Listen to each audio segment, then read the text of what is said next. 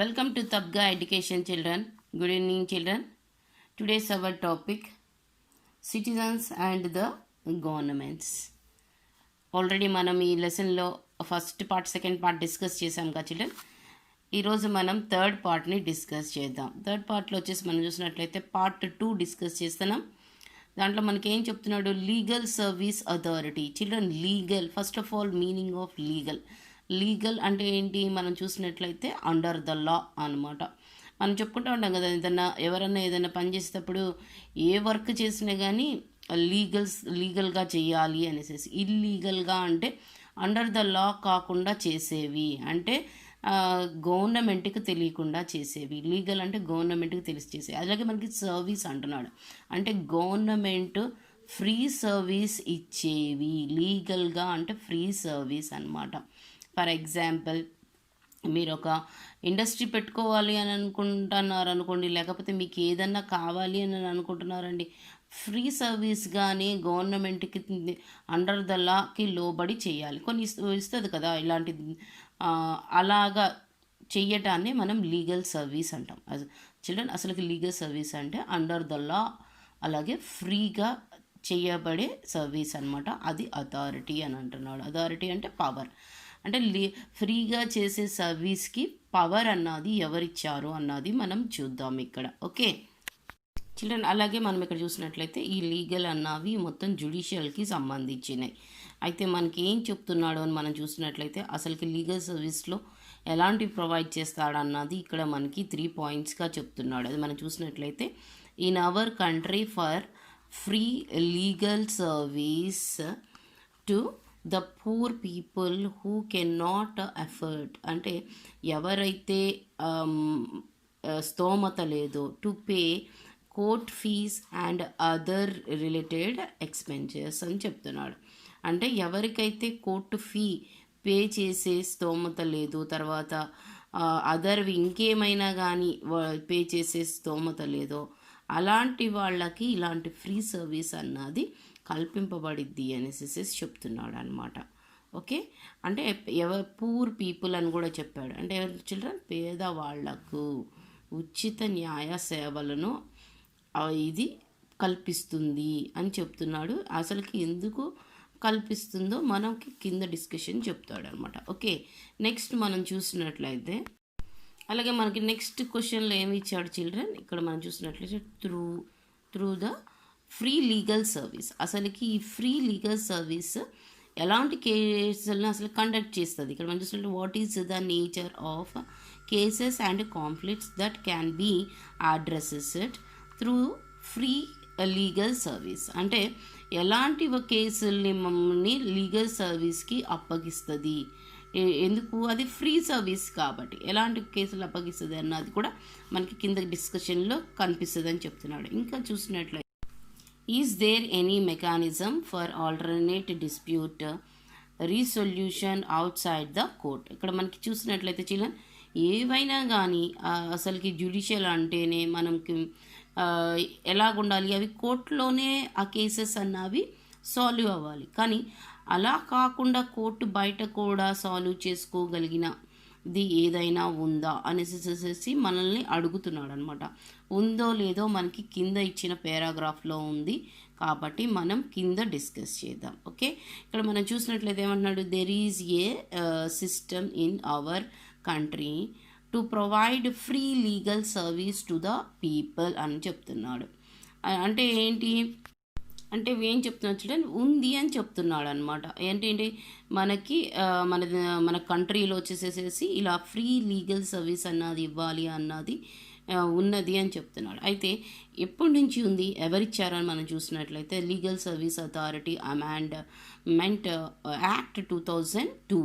ఎప్పుడు దీన్ని amendment change చేశారు, ఇలాగా ఇవ్వాలి అనేసి మనం చూసినట్లయితే 2002 యాక్ట్ ప్రకారము లీగల్ సర్వీస్ అథారిటీ అన్నది కాన్స్టిట్యూషన్ ప్రొవైడ్ చేసినట్లుగా మనకి కనిపిస్తుంది కదా. అయితే ఎవరి కోసం ఇది అని మనం చూసినట్లయితే, free and legal service to the weaker sections of the society.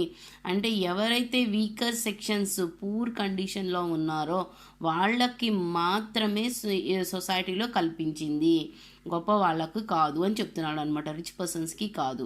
Okay, కానీ ఇలాగా వీకర్ సెక్షన్స్కి సొసైటీలో ఈ ఈ ఫ్రీ లీగల్ సర్వీస్ అన్నది ఎప్పటి నుంచి ఇస్తున్నారు అని మనకి బిట్స్ వస్తాయి, చాలా ఇంపార్టెంట్ బిట్. ఓకే చిల్డ్రన్, అది ఎప్పటి నుంచి స్టార్ట్ చేశారని మనం చూసినట్లయితే legal service authority amendment act 2002 నుంచి స్టార్ట్ చేశారు. అసలు ఎందుకు స్టార్ట్ చేశారు అని చూసినట్లయితే, securing justice are not denied to any citizen by reason of economic and other disabilities. ఇక్కడ మనకి ఏం చెప్తున్నాడు చిల్డ్రన్, ఏ సిటిజన్కైనా కానీ ఎకనామిక్గా, తర్వాత వచ్చేసేసి డిజబిలిటీస్ అంటే ఏవైనా కానీ లోపాలు ఎకనామిక్ కండిషన్లోనే కానీ ఇంకా ఇతరవి ఏవైనా కానీ అది కూడా పెట్టలేని స్తోమతలో ఉంటే డినైడ్ అంటున్నాడు కదా.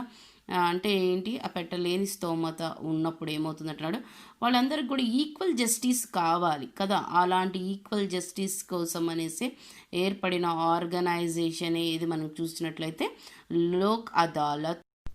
నెక్స్ట్ పారాగ్రాఫ్ చిల్డ్రన్, నెక్స్ట్ పారాగ్రాఫ్లో మనం ఇంపార్టెన్స్గా మనం చూసినట్లయితే ఇక్కడ మనం ఇంకేం చెప్తున్నాడంటే, discussion of the cases completes by the community members and find out an amicable solutions in the transparent way.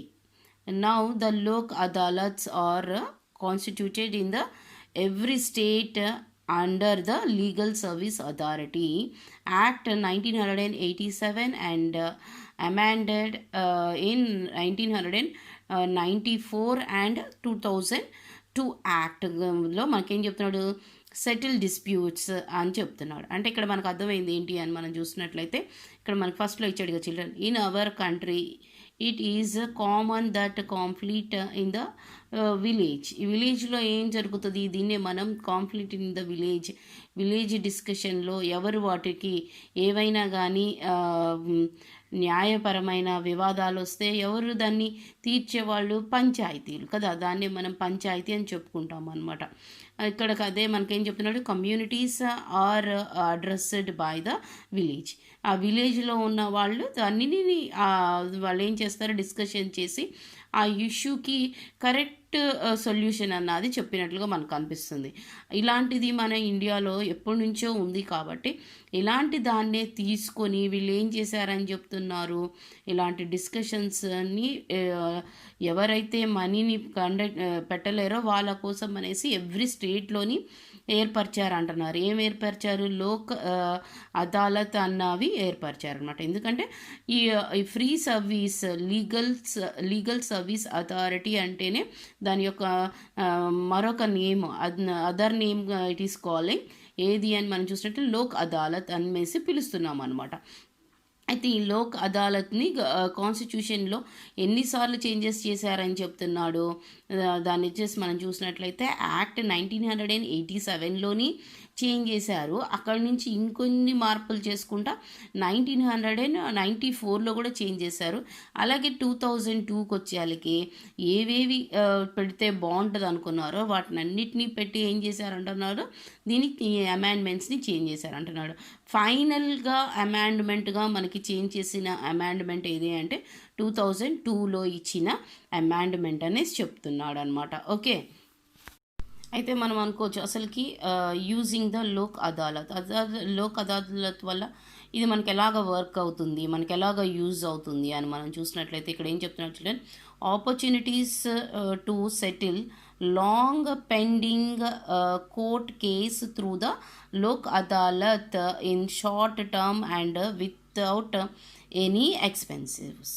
ఇక్కడ మనం చూసినట్లయితే ఇలా కోర్టులో ఎప్పటి నుంచో పెండింగ్ ఉన్న కేసులు, అలాగే మనం చూసినట్లయితే అవి వాటికి మళ్ళా ఎటువంటి పరిష్కారం ఇవ్వలేని కేసులకి ఏం చేస్తారని చెప్తున్నాడు, షార్ట్ టర్మ్లోనే వాటికి సొల్యూషన్ అన్నది ఇస్తానంటున్నారు. అది కూడా ఏ విధంగా అంటే ఎటువంటి కూడా మనీ పే చేయకుండా జరుగుతుంది అని చెప్తున్నాడు. ఇది ఒక మనకు ఫస్ట్ పాయింట్గా చూడవచ్చు. ఓకే, నెక్స్ట్ ఏం చెప్తున్నాడు, this also provides for getting refund of court fee.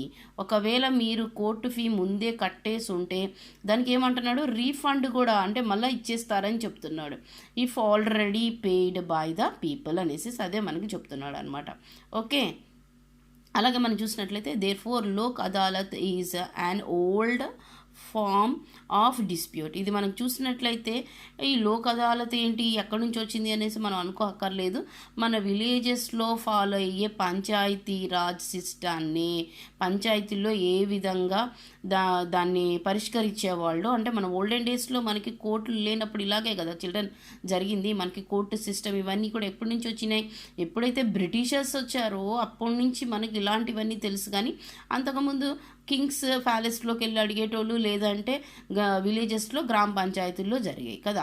ఇలాంటి విధంగానే ఈ సొల్యూషన్ అని ఇస్తున్నాము, కాన్ఫ్లిక్ట్ రీసొల్యూషన్ సిస్టమ్ అన్నది అండి. అసలు ఈ సిస్టమ్ అన్నది ఎప్పటి నుంచో మనకు ఇండియాలో ఉన్న సిస్టాన్ని ఇంప్లిమెంట్ చేస్తున్నారు అని చెప్తున్నాడు అనమాట. Okay, objectives of legal service authority మనకు చూసినట్లయితే ఆబ్జెక్టివ్స్ చెప్తున్నాడు. దెన్ మనం లీగల్ సర్వీస్ అథారిటీనే మనం ఏమని చెప్తున్నాం చిల్డ్రన్, లోక్ అదాలత్ చెప్తున్నాం కదా. ఆబ్జెక్టివ్స్ అంటే ఆ లోక్ అదాలత్ యొక్క ఉద్దేశాలు మనకు చెప్తున్నాడు అనమాట. అవి మనం ఆల్రెడీ ఇక్కడ డిస్కస్ చేసినవే ఇక్కడ మళ్ళీ ఇస్తున్నాడు. దాన్ని మనం చూసినట్లయితే పాయింట్ వైజ్ ఇచ్చాడు. ఇవే మనం ఎగ్జామ్లో రాయాల్సి ఉంటుంది. ఇక్కడ మనం చూసినట్లయితే ఎల్ఎస్ఏ అంటే ఏంటి children, legal service authority act. ఆ యాక్ట్ మనకి ఏమని ప్రొవైడ్ చేసింది అని మనం చూసినట్లయితే legal service to the weaker section of the society. ఈ వీకర్ సెక్షన్ ఎవరైతే ఉన్నారో వాళ్ళ కోసమని ఏర్పడినది అనేసి చెప్తున్నాడు అనమాట. ఓకే, నెక్స్ట్ మనం చూసినట్లయితే ఇంకా ఏం చెప్తున్నాడు, to ensure that opportunities for securing justice were not denied to any citizens by the reasons of economic or other disabilities. ఇక్కడ మనకి ఏం చెప్తున్నాడు, ఏ ఒక్క సిటిజన్ అయినా కానీ అతనికి స్తోమత లేకపోతే ఎకనామిక్గా కానీ తర్వాత అదర్ డిజబిలిటీస్ అంటే హ్యాండిక్యాప్గా ఉన్నా కానీ ఇంకేవైనా కానీ వాళ్ళకి ఆ అవసరాలు లేనప్పుడు వాళ్ళంటి వాళ్ళ కోసమని ఏర్పడిన యొక్క ఆర్గనైజేషనే ఇది అని చెప్తున్నాడు. అలాగే మనం ఇంకా చూసినట్లయితే ఇంకేమని చెప్తున్నాడు, to organise Lok Adalat to ensure the operation of the legal system promoted justice on a basis of equal opportunities. చూడండి ఇక్కడ మనకి ఏం చెప్తున్నాడు, legal system promoted justice on a based on equal opportunities అన్నాడు. ఏం ప్రమోట్ చేస్తున్నారు అంటున్నారు వీళ్ళు, ఈక్వల్ ఆపర్చునిటీని ప్రమోట్ చేస్తున్నారు అని చెప్తున్నాడు. అంటే ఎందుకు ఇలాగా ప్రమోట్ చేస్తున్నారు ఈక్వల్ ఆపర్చునిటీస్ అని మనం చూసినట్లయితే, ఎవరైతే రిచ్ పర్సన్స్ ఉంటారో వాళ్ళు ఏం చేస్తారు చిల్డ్రన్, లోకల్ కోర్ట్ నుంచి తర్వాత వచ్చేసి హైకోర్టుకి అప్పీల్ చేసుకుంటారు, హైకోర్టు నుంచి సుప్రీంకోర్టుకి అప్పీల్ చేసుకుంటారు. అలా అప్పీల్ చేసేటప్పుడు ఏమవుతుంది, చాలా వరకు కోర్టు ఫీ అన్నది కట్టుకుంటూ వెళ్ళాల్సి వస్తుంది. కాబట్టి ఇలాంటివి వాళ్ళు కట్టే స్తోమత లేదు వీకర్ సెక్షన్స్కి అంటున్నాడు. కాబట్టి అలాగ లేనప్పుడు వాళ్ళకి ఈ కూడా జస్టిస్ అన్నది జరగాలి. కాబట్టి అలా ఈక్వల్ ఆపర్చునిటీస్ ఇవ్వటం కోసం అనేసి ఈ లోక్ అదాలత్ అన్నది ఆపరేషన్ అన్నది స్టార్ట్ చేశారు అని చెప్తున్నాడు అనమాట. Okay, to develop an effective alternative innovative disputes resolution mechanism out side the courts. మనకు చూసినట్లయితే ఎఫెక్టివ్ అంటే సమర్థవంతంగా కరెక్ట్గా, తర్వాత వచ్చేసి మనం చూసినట్లయితే ఆల్టర్నేటివ్ అంటే దానికి ప్రత్యామ్నాయంగా కదా, అలాగొచ్చేసి ఇన్నోవేటివ్ అంటే స్కిల్గా, లేకపోతే సృజనాత్మకంగా, ఇవన్నీ కూడా కరెక్ట్గా ఏ విధంగా అయితే కోర్టులో అండర్ ద లా ఎలా జరుగుతుందో అలాగే డిస్కషన్స్ జరిగి వీళ్ళకి కూడా కోర్ట్ అవుట్ సైడ్ అయినప్పటికీ కూడా అలాంటి కరెక్ట్గా ఇష్యూని మంచి సొల్యూషన్ని ఇస్తారు అనేసి చెప్తున్నాడు అనమాట. Okay, organisation of legal service children, దీంట్లో మనకి చూసినట్లయితే ఏమని చెప్తున్నాడు, ఏ నేషనల్ వైడ్ నెట్వర్క్ అని చెప్తున్నాడు కదా. అంటే నేషనల్ వైడ్లో నెట్వర్క్ అన్నది ప్రొవైడ్ చేశారు. దాన్ని ఏమంటున్నాడు, నేషనల్ లీగల్ సర్వీస్ అథారిటీ అని చెప్తున్నాడు. ఓకే, అయితే ఈ అథారిటీకి ఫండ్స్ ఎక్కడి నుంచి వచ్చాయి అని మనం చూసినట్లయితే funds granted to state legal service authority. Okay, state legal service authority నుంచి వస్తాయి అంటున్నాడు. అండ్ ఎన్జిఓస్ అంటే ఏంటి children, non government organizations.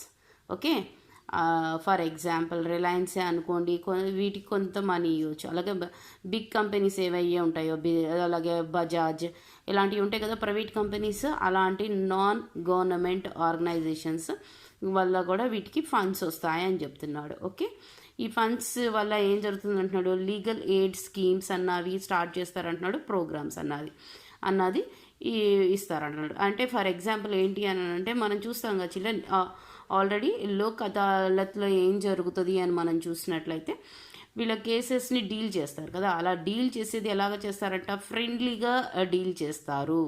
Okay, అయితే ఆ కేసెస్ని అసలు ఎవరు డీల్ చేసేది అనేసి మనం చూసినట్లయితే చిల్డ్రన్, ఇక్కడ మనం చూసినట్లయితే ఎవరు వర్క్ చేస్తారని అనుకున్నాం కదా.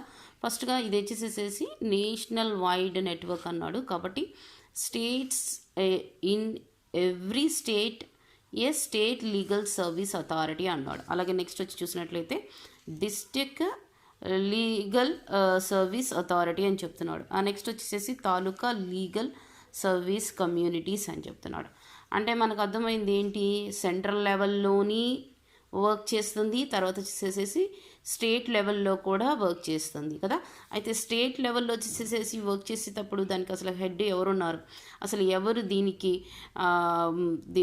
జడ్జిమెంట్ ఇచ్చేది అని మనం చూసినట్లయితే ఏం చెప్తున్నాడు చూడండి, state legal service authority is a head by the chief justice of the state హైకోర్టుకి ఉండే చీఫ్ జస్టిస్ ఎవరు ఉంటారో వాళ్ళతోనే జరుగుతుందని చెప్తున్నాడు. మళ్ళీ ఆ చీఫ్ జస్టిస్ కూడా ఎలాంటి వాళ్ళు అంటున్నాడు, ఒకవేళ సర్వీసింగ్ ఆర్ రిటైర్డ్ జడ్జ్ కదా, వీళ్ళ ద్వారా ఆ జడ్జిమెంట్ అన్నది జరుగుతుంది అని చెప్తున్నాడు. ఓకే, నెక్స్ట్ వచ్చేసేసి డిస్టిక్ లీగల్ సర్వీస్ అథారిటీ, అంటే డిస్టిక్ వైజ్ కూడా డిస్టిక్ వైడ్ కూడా ఏముంటుందని చెప్తున్నాడు, ఈ కోర్ట్స్ అన్నవి, ఈ లోక్ అదాలత్ కోర్ట్స్ అన్నవి ఉంటాయి అన్నమాట. అయితే దీనికి ఎవరు హెడ్గా ఉంటారు అని మనం చూసినట్లయితే డిస్టిక్ జడ్జ్ ఉంటాడని మనకి కనిపిస్తుంది. అలాగే మనం చూసినట్లయితే నెక్స్ట్ ఎక్స్ అఫీషియో చైర్మన్గా ఉంటాడనేసి కూడా చెప్తున్నాడు కదా. అలాగే మనం చూసినట్లయితే తాలూకా లీగల్ సర్వీస్ కమ్యూనిటీ, దీనికి కూడా అంటే ఏంటి, తాలూకా అంటే మనం చూసినట్లయితే మండల్స్ కదా. అలాగే మండల్స్ దాంట్లో కూడా ఆ మండల్కి ఎవరైతే మండల్కి సంబంధించిన జడ్జెస్, సివిల్ జడ్జెస్ ఎవరైతే ఉంటారో వాళ్ళు హెడ్గా ఆ సీనియర్స్ ఉంటారనేసి చెప్తున్నాడు అనమాట. Okay, what legal aid facilities are available under legal service authority అంటున్నాడు కదా. అయితే దీని కింద మనకి ఏమని చెప్తున్నాడు children, the legal service authority through a Lok Adalat settles long period court cases in short time and without any expenses అని చెప్తున్నాడు. అంటే ఎటువంటి ఎక్స్పెన్సెస్ లేకుండా ఈ లోక్ అదాలత్ ఏమని చెప్తున్నాడు, లాంగ్ పెండింగ్, కోర్టులో లాంగ్ పెండింగ్, ఎంతో కాలం నుంచి పెండింగ్లో ఉన్న కోర్టు కేసులన్నిటినీ కూడా ఇదేం చేస్తుందని చెప్తున్నాడు, తీసుకుంటుంది అనేసి చెప్తున్నాడు. ఏది, లోక్ అదాలత్ తీసుకుంటుంది అని చెప్తున్నాడు. అయితే అది తీసుకునే కేసెస్ ఎలాంటి కేసులు అని మనం చూసినట్లయితే మ్యాట్రిమోనియల్ డిస్ప్యూట్ అనేసి చెప్తున్నాడు కదా. అంటే ఏంటి, వివాహ సంబంధించిన కేసులు, తర్వాత విడాకులకు సంబంధించిన, డైవర్స్కి సంబంధించిన కేసులను తీసుకుంటుంది అంటున్నాడు. తర్వాత మెయింటెనెన్స్ కేసెస్ అంటున్నాడు. మెయింటెనెన్స్ కేసెస్ అంటే ఏంటి, మెయింటెనెన్స్ అంటే ఏంటి చిల్డ్రన్, నీడెడ్ థింగ్స్ కదా. నీడెడ్ థింగ్స్ అంటే ఏంటి, ఫుడ్, క్లోతింగ్, షెల్టర్ ఇలాంటివి కేసెస్, ఇలాంటి కేసెస్. తర్వాత వచ్చేసి harassment cases by husband and in laws అంటున్నాడు కదా. అంటే హస్బెండ్ వైపునున్న వాళ్ళు ఎవరైనా కానీ అలాగా మనం చూసినట్లయితే డౌరీ కోసమే కానీ ఇలాగ హెరాస్మెంట్ చేస్తారని చెప్తున్నాడు కదా, అలాంటివి. అలాగే మనం చూసినట్లయితే domestic violence cases. Domestic violence cases అంటే ఏంటి చిల్డ్రన్, సెక్షువల్ అబ్యూసే కానీ, తర్వాత వచ్చేసేసి డౌరీ అబ్యూసే కానీ, నెక్స్ట్ వచ్చేసి బ్యాంక్ అబ్యూస్ కూడా ఇన్వాల్వ్ అయి ఉంటాయి చిల్డ్రన్, అవి కానీ ఇలాంటివన్నిటినీ కూడా డొమెస్టిక్ వైలెన్సెస్ కిందకు వస్తాయి. ఇలాంటి కేసులను కూడా తీసుకుంటుంది. అలాగే మనం చూసినట్లయితే all type of civil cases అంటే ఏం చిల్డ్రన్, సివిల్ కేసెస్ అని మనం చూసినట్లయితే మనకి 8th క్లాస్ డిస్కషన్లో ఉంది కదా, ఏమనేసి ఏవైనా సర్టిఫికేట్లు పోయినా కానీ, తర్వాత బ్యాంక్ రికవరీ చేయాలన్నా కానీ, నెక్స్ట్ వచ్చేసి ఎవరన్నా ఇక్కడ మనకి ఇచ్చాడు కదా ల్యాండ్ డిస్ప్యూట్స్, అలాగే ల్యాండ్కి రికవరీ గురించి కానీ, తర్వాత రెంట్ కట్టాల్సిన టైమింగ్లో కట్టకపోవటం, లేకపోతే అగ్రిమెంట్ చేసుకున్న దాన్ని వేరే వాళ్ళకి మళ్ళీ అగ్రిమెంట్ చేయటం, ఇలాంటివన్నీ కూడా ఈ సివిల్ కేసెస్ కిందకు వస్తాయని చెప్తున్నాడు. ఇవే కాకుండా ఇంకేం చెప్తున్నాడు, మనం చూసినట్లయితే క్రిమినల్ కేసెస్ కూడా తీసుకుంటుంది అని చెప్తున్నాడు. చిల్డ్రన్, క్రిమినల్ కేసెస్ ఇప్పటి వరకు అయితే మాత్రం లోక్ అదాలత్ మాత్రం హ్యాండిల్ చేయలేదు, కానీ క్రిమినల్ కేసెస్ని కూడా తీసుకుంటుంది అనేసి చెప్తున్నాడు అనమాట. Okay, who are entitled to get benefits under the legal service authority అనేసి చెప్తున్నాడు. అంటే ఈ లీగల్ సర్వీస్ అథారిటీ వల్ల ఎవరు ఎక్కువగా బెనిఫిట్స్ అన్నవి పొందుతారు అని మనం చూసినట్లయితే, ఫాలోయింగ్ ఆర్ ద పర్సన్స్ వచ్చేసేసి ఎవరని చెప్తున్నాడు children, get free legal support. ఎవరు? ఇంటైటిల్డ్ అంటే ఎవరు? మనం చూసినట్లయితే ఎవరైతే మాకు హెల్ప్ కావాలి, సపోర్ట్ కావాలని కోరుకుంటారో వాళ్ళకి ఫ్రీ లీగల్ సపోర్ట్ అన్నది ఇస్తుందని చెప్తున్నాడు. వాళ్ళు ఎవరు? ఆ ఇంటైటిల్ పేర్స్ మన నేమ్స్ ఇచ్చారనమాట మనకి. ఎవరు ఆ నేమ్స్ ఎవరికి ఇచ్చారు అని మనం చూసినట్లయితే, members of a schedule caste and schedule tribe, అంటే ఎస్సీ ఎస్టీ వాళ్ళకి ఇస్తారని చెప్తున్నాడు. అలాగే a victim of trafficking in human beings or beggars అంటున్నాడు. అంటే ఏంటి, మనం చూసినట్లయితే కొంతమందిని ట్రాఫికింగ్ అంటే ఏంటంటే కొంతమంది హ్యూమన్ బీయింగ్స్ అంటే కొంతమంది పిల్లల్ని తర్వాత ఆడవాళ్ళని ఏం చేస్తారు చిల్డ్రన్, అమ్మేస్తూ ఉంటారు కదా, దాన్ని చెప్తున్నాడు అనమాట. అలాంటి వాళ్ళకి తర్వాత వచ్చేసి అలాంటి కేసుల్ని తర్వాత వచ్చేసి బెగ్గర్స్, ఇలాంటి కేసులు ఇలాంటి వాళ్ళకి బెనిఫిట్ ఉంటుందని చెప్తున్నాడు. ఇంకా తర్వాత చూసినట్లయితే ఉమెన్ అండ్ చిల్డ్రన్, వీళ్ళకి కూడా బెనిఫిట్ ఉంటుంది అని చెప్తున్నాడు ఇలాంటి కేసుల్లో. అంటే వాళ్ళకి నెక్స్ట్ పాయింట్ మనం చూసినట్లయితే ఇక్కడ మనకి ఏం కనిపిస్తుంది, a mentally ill or otherwise disable person, mentally handicap కానీ తర్వాత ఫిజికలీ హ్యాండిక్యాప్ పర్సన్స్కి. ఓకే, ఆ తర్వాత ఇంకేమని చెప్తున్నాడు, person who are victim of mass disasters. తర్వాత మనం చూసినట్లయితే ఎథనిక్ వైలెన్స్ అని మనం చూసినట్లయితే రేస్ అనమాట, అంటే మా జాతి అనేసి జాతికి సంబంధించిన వైలెన్స్. తర్వాత వచ్చి క్యాస్ట్ అట్రాసిటీ అని చెప్తున్నాడు. క్యాస్ట్ అట్రాసిటీ అంటే ఏంటంటే cruel practice of caste system అనమాట, ఇలాంటివి వాటికి. అలాగే మనం చూసినట్లయితే ఫ్లడ్స్ తర్వాత వచ్చి మనం చూసినట్టు డ్రాట్ అంటే కరువు, తర్వాత వచ్చేసేసి అవి, తర్వాత మనం చూసినట్లయితే ఎర్త్ వేక్స్, ఇండస్ట్రియల్ డిజాస్టర్స్, ఇవన్నీ కూడా చెప్తున్నాడు. మాస్ డిజాస్టర్ అంటే ఇల్లు కూలిపోవటాలు, వరదలు రావటాలు ఇలా చెప్తాం ఇంకా చిల్డ్రన్ అవి. తర్వాత అలాగే ఇండస్ట్రియల్ భూమి పడిపోవటము అన్నది, అలాగా ఇలాంటి వాటికి అన్నిటికి కూడా వీళ్ళు ఏం చేస్తారు, కొన్ని బెనిఫిట్స్ ఉన్నాయని చెప్తున్నాడు. ఇంకా ఎవరున్నారని మనం చూసినట్లయితే ఇండస్ట్రియల్ వర్కర్స్ కదా. అప్పుడు మనం చూస్తూ ఉంటాం, ఏదైనా ఇండస్ట్రీలో ఎవరికైనా కాలు కానీ ప్రమాదవశాత్తు యాక్సిడెంట్లుగా పోయింది అని అంటే వాళ్ళకి నష్టపరిహారం ఇప్పిస్తారు కదా, ఇలాంటి కేసెస్.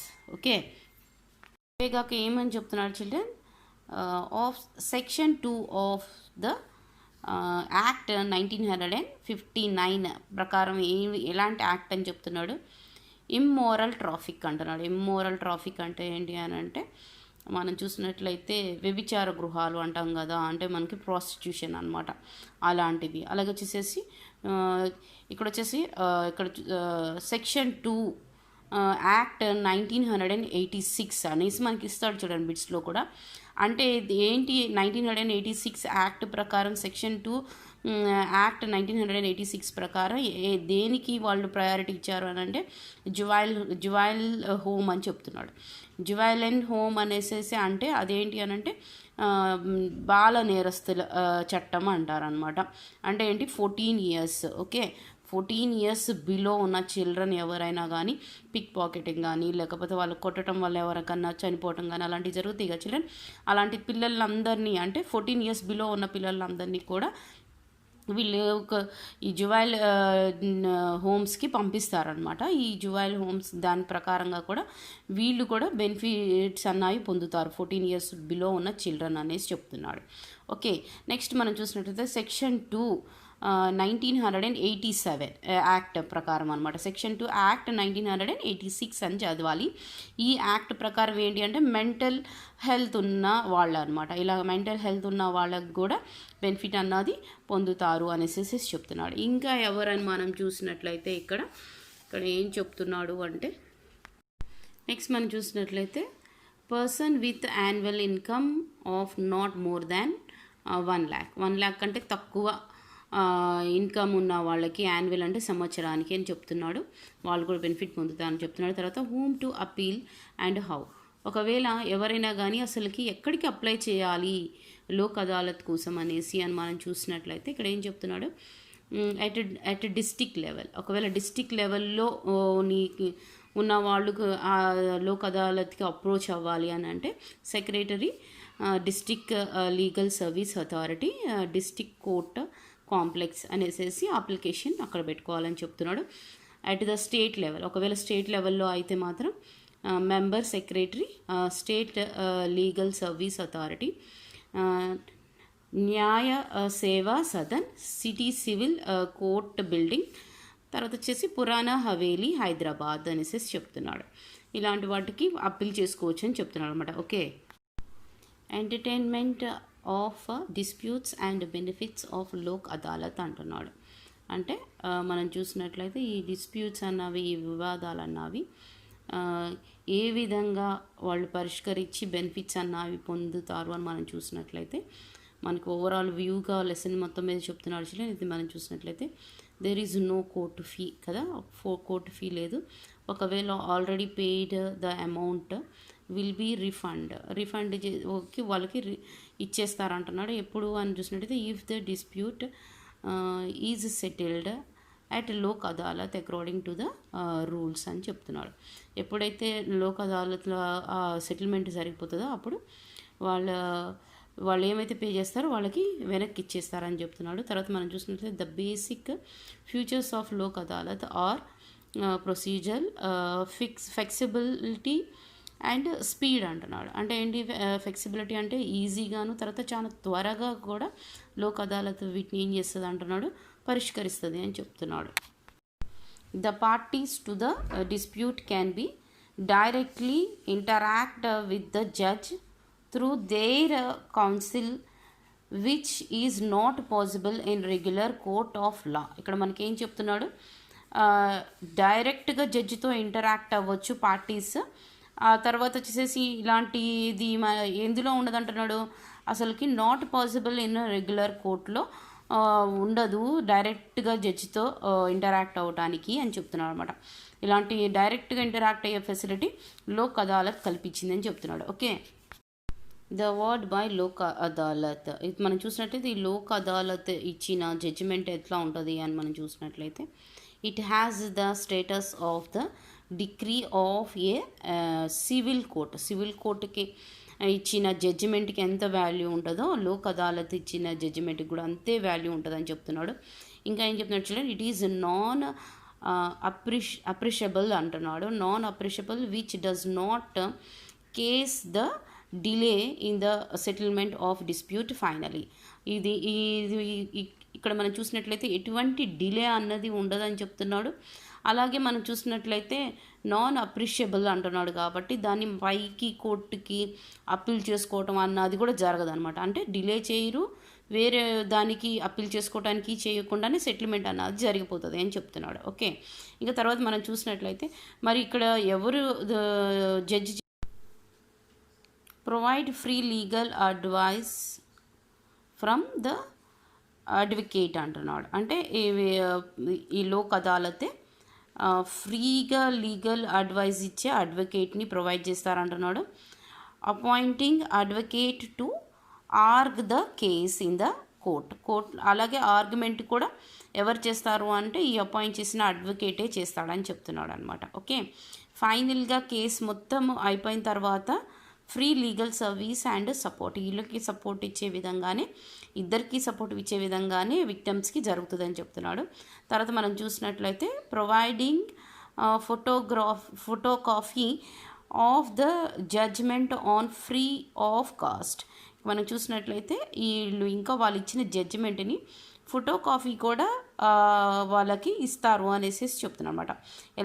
ఎలాంటి జడ్జిమెంట్ ఇచ్చారు అన్నది, అది కూడా ఫ్రీ ఆఫ్ కాస్ట్, అంటే ఏమి మనీ తీసుకోకుండానే ఆ కాపీని అన్నది ప్రొవైడ్ చేస్తారని చెప్తున్నారు అనమాట. ఓకే చిల్డ్రన్, నా లెసన్ మీకు నచ్చినట్లయితే subscribe my channel, like my channel children. Okay, ఇది వచ్చేసి కేవలం ఏపీ వాళ్ళకి మాత్రమే ఉన్నది, కానీ చిల్డ్రన్ ఈ లెసన్ వచ్చేసి చాలా కాంపిటేటివ్ ఎగ్జామ్స్లో కూడా మనకి వస్తుంది అనమాట.